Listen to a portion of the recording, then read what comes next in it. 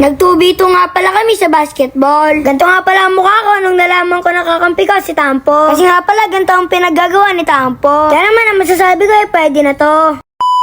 Ngayong araw nga pala pinuntahan kami ni Papa Tampi. Dahil nga pala nakatambay lang kami dito sa basketball court. Bali nga pala naglalaro kami dito na walang bola. Sakto nga pala meron dala si Papa Tampi na bola. Salamat ka din, David. Tuturuan niya pala ako ni tropa ko.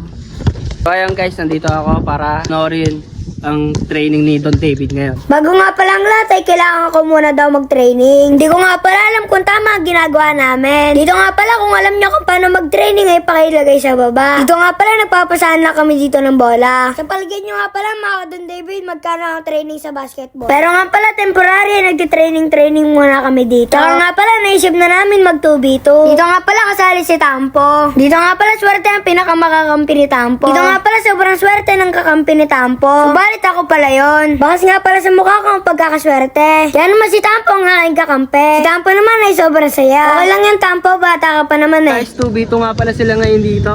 Ayun o, ala, yaban tayo ng Tampo guys oh. Tumitigil.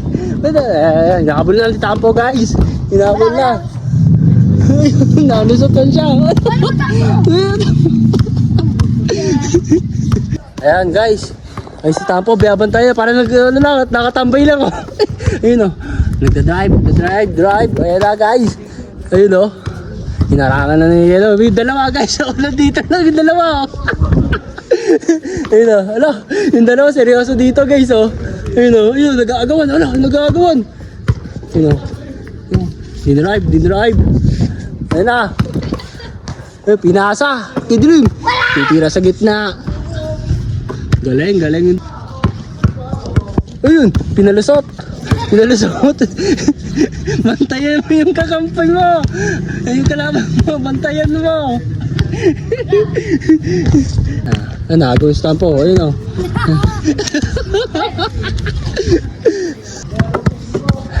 Nagwawala na. Pasak kay kuya. Pinasa. Shoot mo. Shoot mo, dali.